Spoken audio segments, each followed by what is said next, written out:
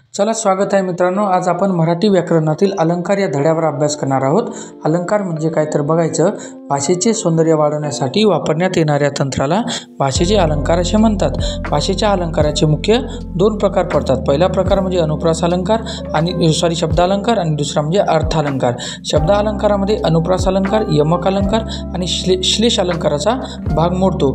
तर अर्थालंकारामध्ये उपमा, उत्प्रेक्षा, पनोती, रूपक, व्यक्तिरक, अन्वय, अतिशयोक्ती, दृष्टांत, स्वभावोक्ती, व्याजोक्ती, व्याजोक्ती आणि चेतना गुणोक्ती या अलंकाराचा समावेश होतो। यामध्ये जर पाहायचं जर गेलं तर शब्द अलंकार म्हणजे काय, तर शब्द अलंकार म्हणजे अलंकार जे शब्दाच्या विशिष्ट रचनेवर आणि त्याच्यातील चमत्कृत उत्तीवर अवलंबून असतात। शब्दालंकार म्हणजे कवितेमध्ये किंवा गणांमध्ये शब्दांच्या वापरामुळे सौंदर्य निर्माण करणे। त्याच्यामध्ये आपण पहिला अलंकार बघणार आहोत, अनुप्रास। अनुप्रास अलंकारामध्ये पहा, एखाद्या वाक्यात किंवा कवितेच्या चरणात एकाच अक्षराची पुनरावृत्ती होऊन त्यातील नादामुळे जेव्हा त्याला सौंदर्य प्राप्त होते तेव्हा अनुप्रास अलंकार होतो। अनुप्रास अलंकाराचं उदाहरण पहा, गडद निळे जलद भरून आले, याच्यामध्ये ग या अक्षराची पुनरावृत्ती झालेली आहे। त्याच्यामध्ये दुसरा अलंकार आहे मित्रांनो, यमक अलंकार। कवितेच्या चरणात ठराविक ठिकाणी वेगळ्या अर्थाचे परंतु उच्चारात सारखे असलेले एक किंवा अनेक अक्षरे पुन्हा आल्याने नाद निर्माण होऊन सौंदर्य प्राप्त होते तेव्हा यमक अलंकार होतो। त्याच्यामध्ये उदाहरण बघा, सुसंगती सदा घडो, सुजन वाक्य कानी पडो। दुसरा आहे, राज्य गादीवरी काढी तुझ्या आठवणी, फळा आली मायेची माठवणी। अशा पद्धतीचं हे यमक अलंकार आणि अनुप्रास अलंकार याच्याबद्दल आपण माहिती बघितली। त्याच्यानंतर तिसरा अलंकार आहे श्लेष अलंकार। जेव्हा वाक्यात एकाच शब्दाचे दोन किंवा अधिक अर्थ निघतात आणि त्यामुळे भाषेमध्ये एक प्रकारची चमत्कृती साधली जाते तेव्हा त्याला श्लेष अलंकार म्हणतात। त्याच्यामध्ये पाहायचं, हे मेघा तू सर्वांना जीवन देतो, म्हणजे जीवन हा शब्द आयुष्य आणि पाणी या दोन अर्थांनी वापरला गेलेला आहे। जसं की सागरासारखे, सागराचे डोळे म्हणजे समुद्र आणि सागर। त्याच्यानंतरचा पुढचा अलंकार आहे मित्रांनो, अर्थालंकार। अर्थालंकार म्हणजे कवितेतील किंवा पडद्यातील अर्थावर आधारित सौंदर्य किंवा चमत्कृती दर्शवणारा अलंकार होय। अलंकार हे शब्दाच्या अर्थावर आधारित असते। त्यामध्ये पहा, उपमा अलंकार। उपमा अलंकारामध्ये बघायचं, उपमा अलंकारात दोन भिन्न वस्तूतील साम्य, सारखे, सम, परी यासारख्या शब्दाचा वापर करून चमत्कृती पूर्ण पद्धतीने सांगितली जाते। त्याच्यामध्ये पाहतो, सिंह सम लढला, कोणासारखे लढला, सिंहासह, मुंबईची घरे मात्र लहान कबुतराच्या खुराड्यासारखी।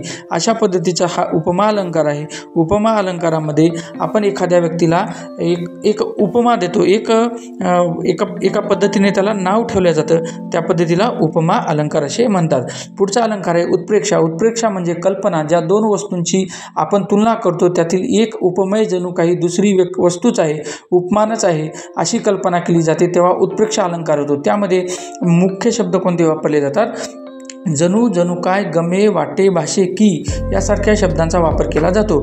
ती गुलाबी उषा म्हणजेच परमेश्वराचे प्रेम जणू। पहा, जणू पहिल्या वाक्यात जणू, दुसऱ्या वाक्यामध्ये सूर्य जणू जळतात निखारा, तिसऱ्या वाक्यामध्ये त्याचे अक्षर जणू काय मोतीच। अशा पद्धतीचा हा उत्प्रेक्षा अलंकार। त्याच्यामध्ये तिसरा अलंकार अपनवृत्ती। अपनवृत्ती अलंकार म्हणजे उपमेयाला त्याचे वर्णन केले जाते, नकार देऊन ते उपमानासारखेच आहे भासवले जाते किंवा ठासून सांगितले जाते तेव्हा अपनवृत्ती अलंकार होतो। उदाहरण बघा, न हे नयन पाकळ्या उमलल्या सर्व जातील, न हे वदन चंद्रमा शरीराचे गमय केवळ, म्हणजे वरील पद्यातील पहिल्या ओळीत कवीला डोळ्याचे वर्णन करायचे आहे। हे करताना त्यांनी तुलना हे कमळाच्या फुलासारखी केलेली आहे।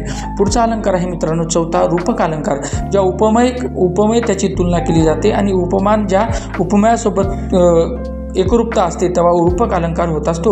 या अलंकारात उपमेय हेच उपमान आहे असे वर्णन केले जाते। जसं संसार काय, सागर आहे, उट्टू पुरुषोत्तमा वाटपा हे रमा, कवी मुखळ चंद्रासी। ठीक आहे। पाचवा आहे व्यक्तिरेक अलंकार। उपमेय हे उपमानासारखे श्रेष्ठ हे वर्णन केले असते तेव्हा व्यक्तिरेक अलंकार होतो। त्यामध्ये उपमेयाची तुलना करताना उपमेयाला उपमानापेक्षा अधिक श्रेष्ठ ठरवले जाते। त्याच्यामध्ये पहा, अमृताने ही गोड नाम तुझे देवा, या पंक्तीमध्ये परमेश्वराचे नाव हे अमृतापेक्षा गोड दाखवलेले आहे। इतकेच नव्हे तर परमेश्वराचे नाव हे गोडीच्या बाबतीत अमृतापेक्षाही गोड असल्याचे या ठिकाणी भासवले गेलेले आहे। अशा पद्धतीचा हा रूपक अलंकार आणि व्यक्तिरेक अलंकार। रूपक अलंकार आणि व्यक्तिरेक अलंकारामध्ये आपण या पद्धतीने अभ्यास पाहिलेला आहे।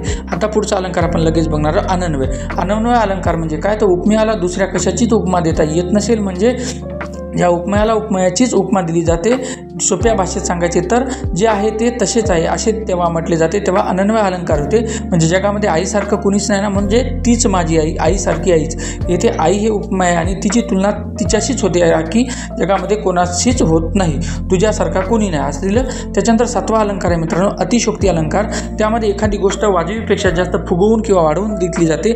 वस्तुस्थितीपेक्षा तिची कल्पना मोठ्या प्रमाणात वाढून सांगितली जाते, त्यामुळे या भाषेला एक विशेष सौंदर्य प्राप्त होते. ही एवढी रडली की समुद्राच्या समुद्र भरून गेला. यामध्ये रडण्याचे प्रमाण खूप फुगवून सांगितलेले आहे. अशा पद्धतीने त्याच्या धाडसाने डोंगरही झिजले.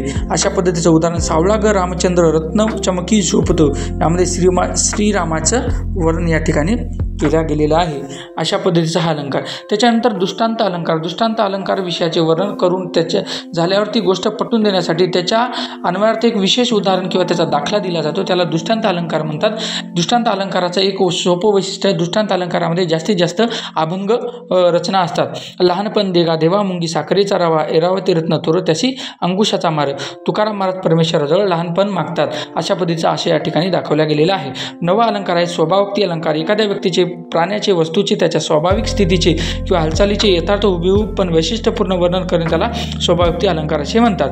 त्याच्यामध्ये पहा, मातीत पसरले अतिरम्य पंख, केले ती उदर पांडू निष्कलंक, चंचू तसेची उर्दीबत लाभिले, निष्प्राम देह पडला. म्हणजे एक अशा प्रकारे त्यांचं काय केलं आहे, हुबेहूब वर्णन या ठिकाणी केलेले आहे स्वभावोक्ती अलंकारामध्ये. आणि स्वभावोक्ती अलंकार आणि दृष्टांत अलंकार आपण या ठिकाणी व्यवस्थितरित्या अभ्यासण्याचा आपण प्रयत्न केला. ह्याच्यामध्ये मी तुम्हाला दृष्टांत अलंकाराबद्दल परत एकदा सांगतो की दृष्टांत अलंकार हे जास्तीत जास्त अभंग कवनाशी निगडीत आहे आणि स्वभावोक्ती अलंकार हे हुबेहूब वर्णन केलेले जाते.